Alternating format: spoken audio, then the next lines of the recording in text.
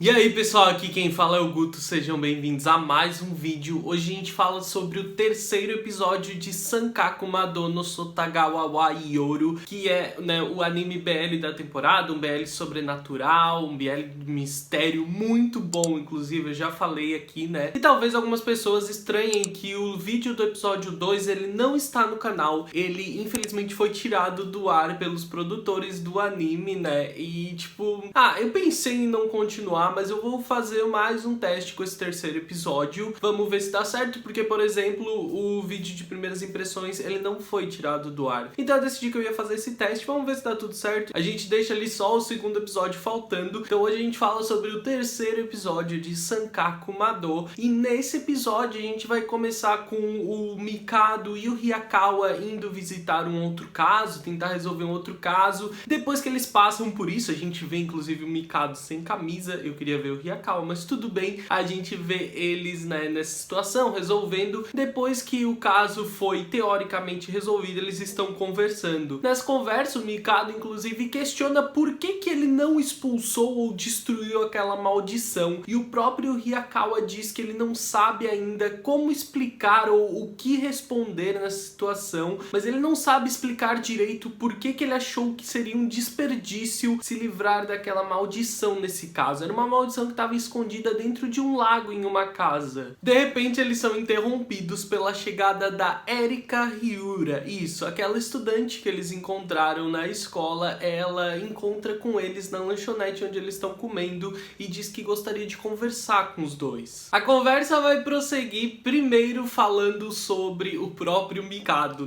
onde é levantada a questão do relacionamento dele com Hyakawa e a Erika faz algumas investidas bem invasivas sobre o espírito dele, é claro, com toda aquela conotação sexual, como vocês já viram, como o exorcismo ele é uma metáfora ligada diretamente ao sexo aqui na obra, e tem isso, tem o toque, as sensações do Mikado em relação a isso. O Hyakawa age de maneira completamente possessiva e ciumenta nesse momento, então a gente tem uma interação e um diálogo divertido, e quando a conversa volta a tomar um rumo normal, nunca vai ser normal na real, porque eles falam sobre espíritos, ela vai então explicar sobre as coisas que aconteceram. Ela pede que os dois se afastem desse caso de quem tentar descobrir quem é o amaldiçoador, a pessoa que tá lançando essas maldições na região. Ela também vai explicar que aquele caso que eles encontraram na escola, da menina que tinha um buraco no rosto, aquilo é um caso isolado que ela fez porque as meninas eram umas cuzonas, assim, faziam bullying, xingavam todo mundo, por isso ela fez aquilo, mas que o caso, por exemplo, dos corpos desmembrados, onde um novo instrumento foi criado, não foi ela que matou as pessoas, ela só meio que criou a maldição, transformou aquilo num instrumento, mas ela não explica claramente sobre isso, quem mais estaria envolvido nisso. A questão é que ela parece o tempo todo tentar tranquilizar o Mikado e o Hyakawa, como se ela não fosse uma pessoa realmente ruim, e durante o final da conversa ela vai explicar que ela é uma espécie de necromante, que os espíritos dos mortos vagueiam em torno dela e vivem dentro dela, e que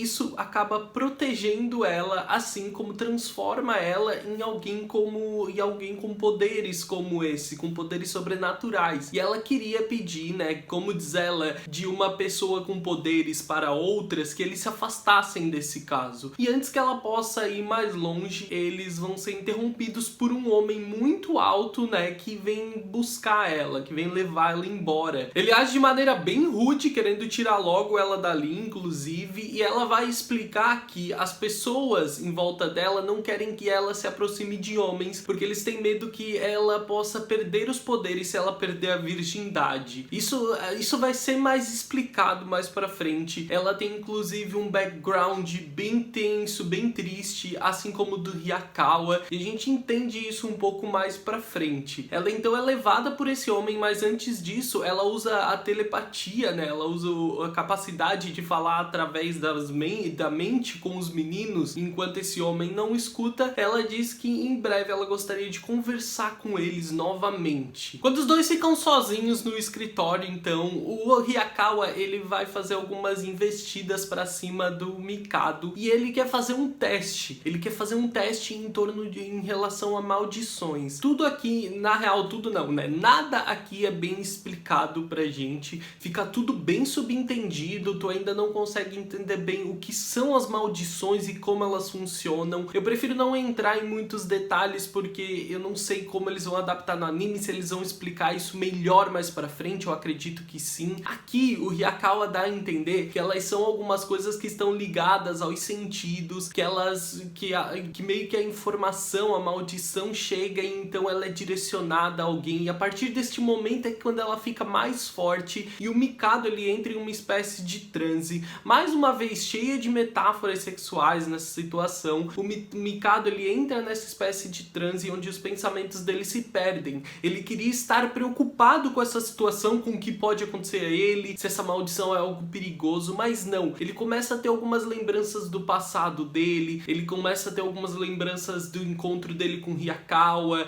de pessoas, né, que alertavam ele de alguma coisa em relação ao Hayakawa, que vai deixando ele meio inseguro. Afinal de contas, agora ele tá numa situação totalmente dominado, que não parece realmente segura. Então ele tá com esses pensamentos que logo se perdem e mudam para alguns pensamentos do passado dele, quando ele começou a descobrir essa capacidade dele de enxergar outros espíritos e como ele se sentia em relação às pessoas em volta dele, como ele estava sempre inseguro de como as pessoas iam enxergar ou tratar ele por causa disso. Fazendo essa ponte com as lembranças e pensamentos do Mikado em relação à família dele, aos antigos colegas, eles vão então arranjar um caso que um antigo colega da escola do Mikado chamou ele para tentar resolver. E no caminho ele ainda pergunta pro Hayakawa sobre os outros relacionamentos dele, né, fora o próprio Mikado, tipo, e os pais, e os amigos, o que pensam sobre os poderes dele? E ele responde de maneira fria e tranquila que ele não tem pais e não tem amigos. Eu quero muito que vocês cheguem no momento, vocês vão entender o porquê dessa maneira dele lidar tão tranquilamente com isso, porque realmente pra ele aquilo não parece ser um drama, não parece ser uma questão mais mal resolvida, mas também ele realmente parece não ter nenhum sentimento vinculado a pessoas em volta dele.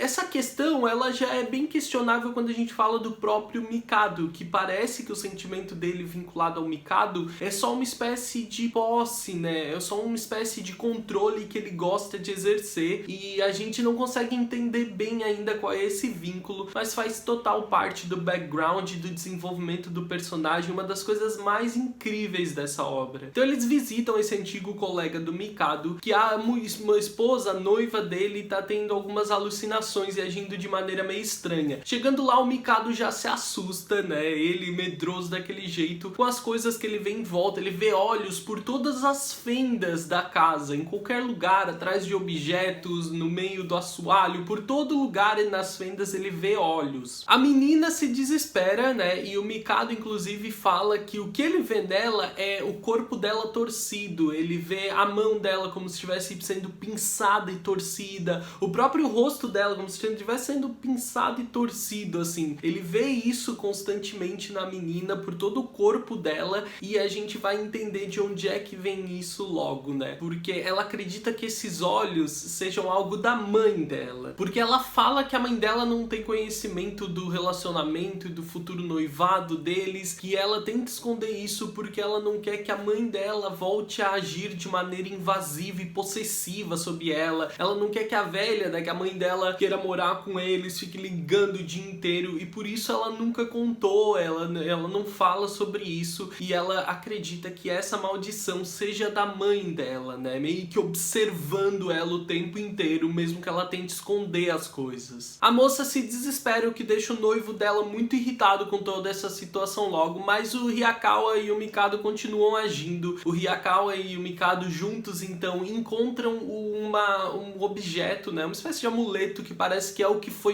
foi amaldiçoado, e é um objeto que a mãe dela deu de presente pra ela. No momento em que ela vê esse amuleto, ela se desespera, porque ela tem uma relação meio ambígua com a mãe dela. Ao mesmo tempo que ela não quer que a mulher se aproxime, para que não seja invasiva, não tome controle sobre a vida da filha de novo, ela ao mesmo tempo quer a mãe dela protegendo ela e tem medo de agir de alguma maneira que faça a mãe dela punir ela. Nesse momento ela fala sobre beliscões, que ela tem medo de ser beliscada criada pela mãe. E isso explica o porquê da gente enxergar partes do corpo, a gente não, né, o Mikado, enxergar partes do corpo dela de maneira torcida, como se ela estivesse tomando um beliscão. A menina entra em total desespero, em total choque, fica ali chorando, enquanto o noivo dela se irrita, joga o dinheiro na cara do Mikado, pede que eles descartem o objeto e diz: olha, eu sei que fui eu que te chamei, mas toma aqui o dinheiro, agora vai embora, olha o que tu fez, sabe? E ele fica totalmente irritado com o rapaz. O Mikado vai sair dali tentando manter a calma, ele sai logo guiado pelo Hyakawa, que não dá confiança pra situação, né? O Hyakawa realmente, ele não se comove facilmente, as emoções dele não sofrem essa alteração de maneira tão fácil, então ele puxa o Mikado pra eles irem embora, mas o Mikado diz: cara, tu tá aqui preocupado em brigar comigo, mas olha ali no chão, a tua noiva tá desesperada chorando, tu não tem coisa melhor pra se preocupar? Então eles vão embora e a gente entende o porquê do Mikado ter a vida inteira essas inseguranças sobre falar como ele se sente e sobre as coisas que ele vê pros outros. E isso explica um pouco também de como ele se sente sempre acolhido e sempre tão próximo do Hyakawa. Afinal de contas, é alguém que entende sobre os maiores medos dele, que protege ele e com quem ele pode falar abertamente sobre coisas que as pessoas não entendem, porque no final das contas ele tava lá e ele só ajudou a mulher. O drama dela com a mãe era problema só dela, ela tinha que aprender a lidar com aquilo. O que o Mikado e o Hyakawa fizeram foi só ir lá ajudar. Claro que pagos por isso, né? Mas foi o que eles fizeram. Ao irem embora, né, falar sobre os pais, atiça a curiosidade do Hyakawa, que pergunta ao Mikado sobre os pais dele, e ele fala que só tem a mãe, né? O pai deles deixou eles há um bom tempo e que a mãe dele não sabe sobre essa visão boa que ele tem e que talvez fosse a única pessoa para quem ele nunca contaria, porque ele tem medo ela negasse, sabe? Que ela se negasse a entender,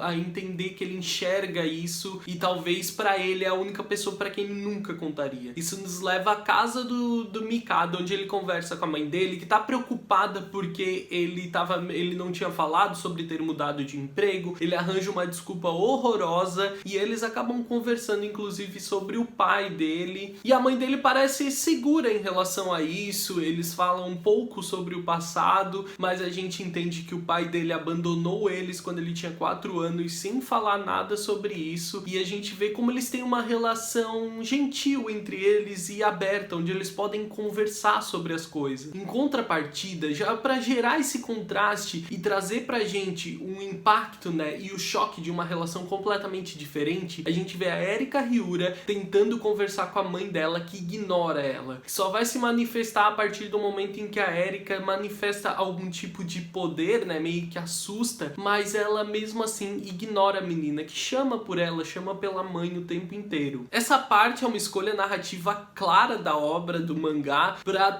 trazer pra gente, né, um maior impacto na relação familiar e com amigos que a Erika Hyura tem, porque é algo que é importante a gente entender, né, e pra gente ver como é diferente da vida do Mikado, que viveu uma vida normal, escondendo isso o tempo inteiro, como a Erika era tratada, e a gente vai acabar entendendo um pouco também sobre a história do Hyakawa junto com a da Erika. A história deles não tá necessariamente interligada, mas tem algumas semelhanças, o que é bem interessante. Então é legal como a obra escolhe essa narrativa para causar um impacto maior na hora que a gente vê a relação da Erika com a mãe. Afinal de contas, a gente acabou de ver um bom relacionamento entre o Mikado e a mãe dele. Claro que eles pagam alguns preços por isso, como o Mikado ter que esconder da mãe dele as coisas que ele vê durante toda a vida, e meio que ser durante toda a vida acabar sendo incompreendido e nunca ter uma pessoa como o Hyakawa para quem ele pudesse falar abertamente sobre tudo isso. Por fim, a gente vê então a Erika meio que triste, pensativa